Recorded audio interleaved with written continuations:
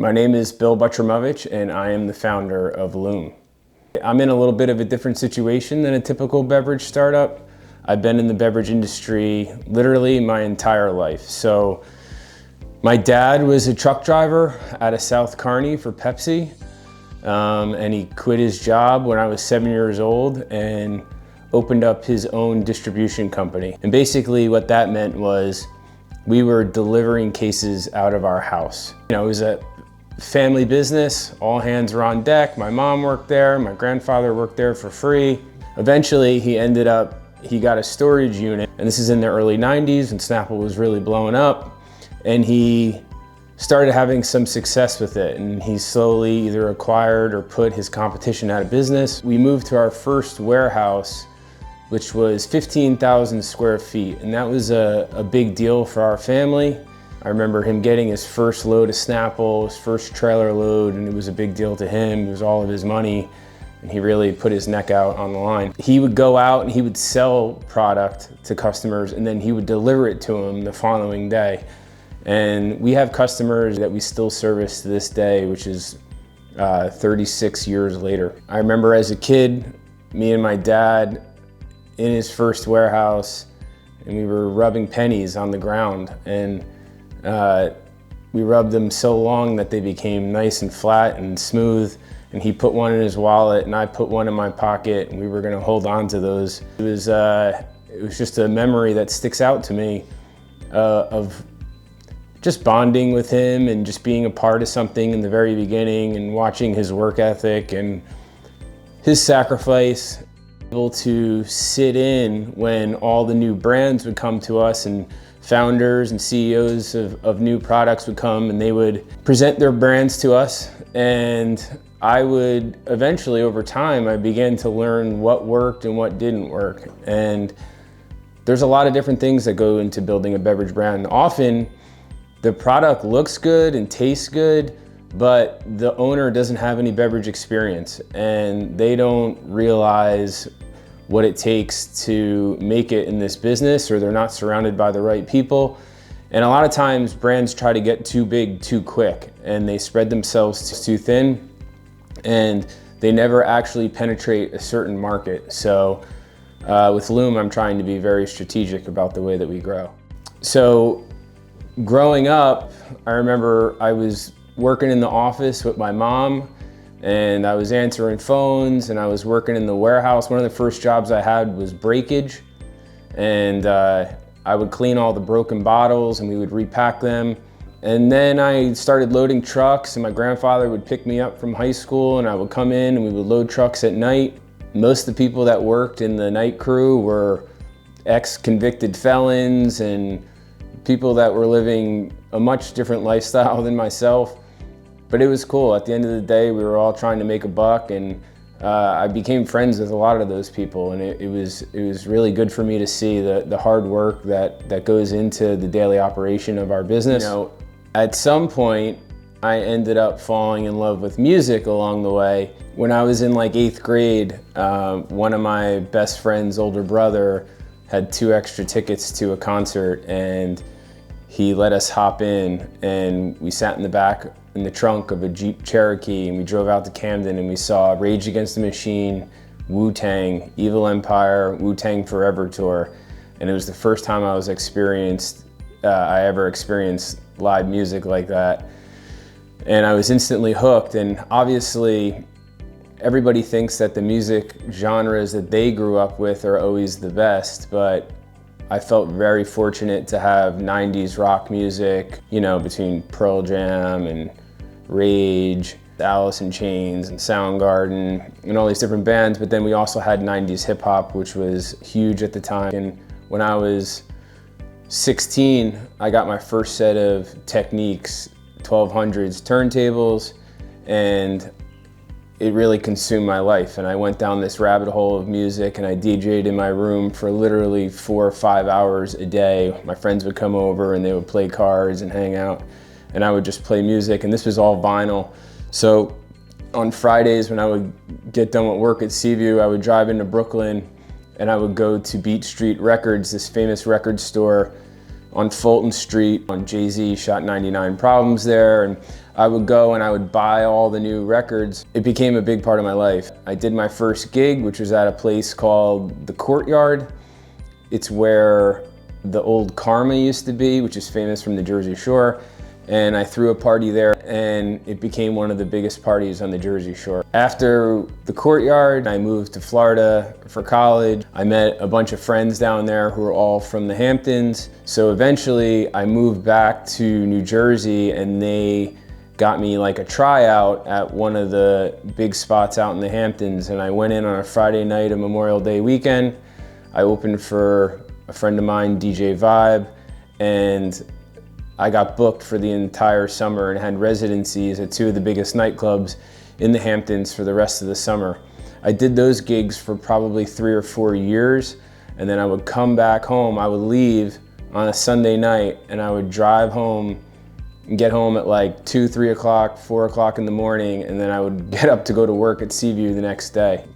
When I was down in Miami, the MTV Music Awards were down there, and one of the after parties was at Cameo, and I went to this big club and Kid Capri was DJing, and then afterwards this guy DJ AM hopped on, and he was the first DJ I ever saw that played on a laptop, but more importantly he was the first DJ that I ever saw play open format. So he was playing like hip hop mixed in with rock music, mixed in with reggae and pop. And that's kind of how I grew up. I loved rock music, but I loved hip hop, I loved Daft Punk, electronic music, and he was putting all this together, and it really blew my mind, and he ended up becoming the biggest DJ in the world. And what was cool about the Hamptons was I got to meet a lot of really cool people, and I got to play in a lot of really great parties, but I got to play with all the DJs that I really looked up to. I remember specifically it was Labor Day weekend, and one of my favorite clubs was this place called Stereo in New York, and they had a satellite club that I was a resident at in the Hamptons. And Labor Day weekend on Sunday night, I got to play with DJ AM, who was the best DJ in the world at the time. And it was a really cool experience, and it really propelled my DJ career to where as soon as the summer was over there, I would go and I would play in Manhattan, and then I would play during the week on the Jersey Shore, all while still working at Seaview. And as I got older, I just realized that a lot of the people that I really looked up to either had drug or alcohol problems, and it was an abnormal lifestyle being out and being in a nightclub every night until 3, 4 o'clock in the morning. And the money was good and it was fun, but that's not the way that I grew up. And I saw the way that my father raised me, and I saw the hard work that he put in, and I knew that I had an opportunity to do something really special with Seaview, and I wasn't willing to part with that. So after the night that I DJ'd with DJ AM, it was really good, and I had a opportunity to where the owners of the club were flying somewhere. Let's go, you're coming with us. And I remember telling them, I have work tomorrow, I can't. And they looked at me like I was crazy. And at that point, I made a decision that I was going to be fully invested into the beverage industry. I started getting more involved in Seaview, and I started picking brands. And one of the things that always bothered me about being a beverage distributor was the fact that I always felt like I was landlocked. So I can't expand my distribution footprint without stepping on the toes of the people that I work alongside. So we joined this group called the NITA Group, which is a group of independent distributors that covers from Maine down to Philadelphia. And there's just hundreds of years of combined experience amongst the owner-operators of these different distributors. And I was in my early 20s, and I would go there and I wouldn't say a word, and I would just listen to the way that these guys would talk about how the business continues to evolve and more efficient ways to deliver product.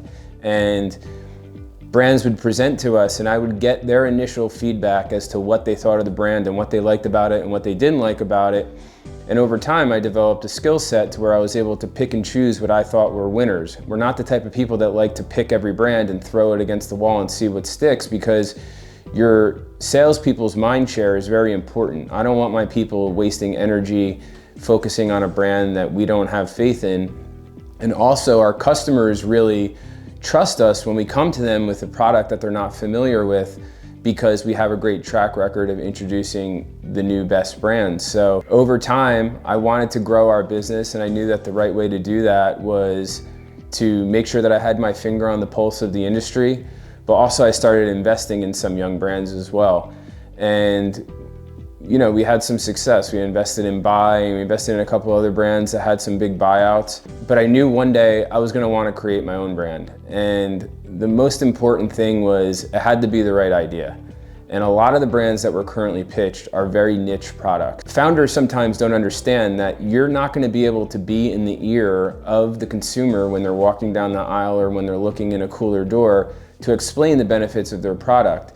So I needed something that was very easy for people to understand. You know, we looked into water, and we looked into seltzer, and we looked into energy, and those are all very competitive, crowded categories. And I realized one day when I was giving my kids juice and I was filling up the cup, and I realized that I always fill up the cup with a quarter juice and I fill the rest up with water because there's 40+ grams of sugar in a 12-ounce serving of orange juice. I looked into the juice category, which was a void in our portfolio, and I realized that the juice category is a $15 billion category that has had zero innovation. It is extremely boring. There is nothing cool going on. I'm big into like cultural brands, and I realized, you know, I looked at like what Poppi has done for soda. Let's get flavor profiles that everybody's familiar with. Let's create a healthy version of that product, and then we'll make the branding fun and vibrant, and we'll give it to consumers. And then I looked at like what Liquid Death did, and you know, I sell 5 times the amount of Essentia that I sell Liquid Death, and Essentia sold their company for $600 million, and Liquid Death is currently valued at $1.6 billion, and that's because there's a lot of value in being a cultural brand. So I look at brands like Malbon Golf, for instance, where they have collaborations with companies or people that are outside of the golf world, and I think that that's cool. I realized that there's a lot of value in being culturally relevant. I looked at the juice category and I said, I could kind of be all 3 of these. I could be a convenience item where people are already watering their juice down because it feels like we're buying juice concentrate.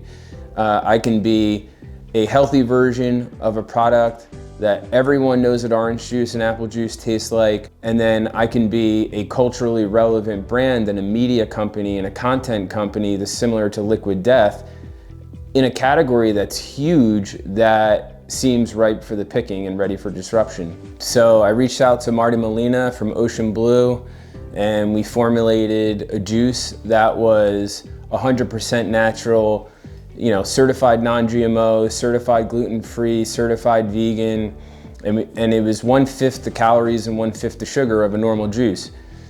We needed to come up with a name, we needed to come up with a brand voice. The name Loom is short for heirloom, like a gift passed down through generations, as a nod to my dad and to the mentors that I've had in this industry.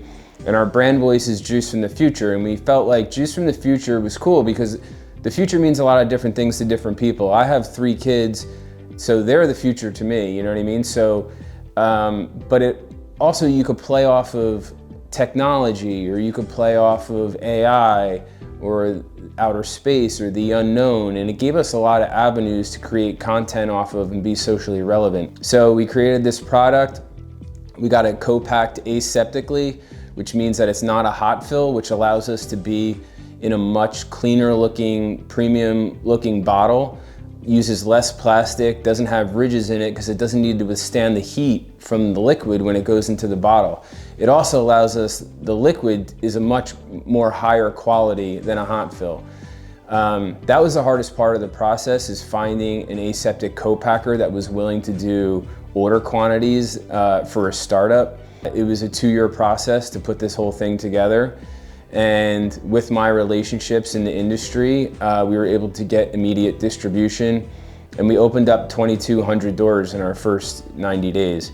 So we sold about 16,000 cases, and this is strictly up and down the street, which is very difficult, being that, you know, there's more and more corporate and chain-driven business nowadays. From that point, we went on and we did a 60,000 case run after that, and we've seen a lot of momentum. You know, we were nominated for Industry Rising Star, and we won Best New Brand in 2024 from BevNet, and the future is really bright for us. When I hop on these distributor calls for distributors around the country, there's always a sigh of relief that they're talking to somebody who understands the distribution part. A lot of times suppliers come in, they know the retail price, they know what they want to sell it to the distributor for, but they never consider the distributor's margins. And I also obviously am very familiar with their contracts and everything else. So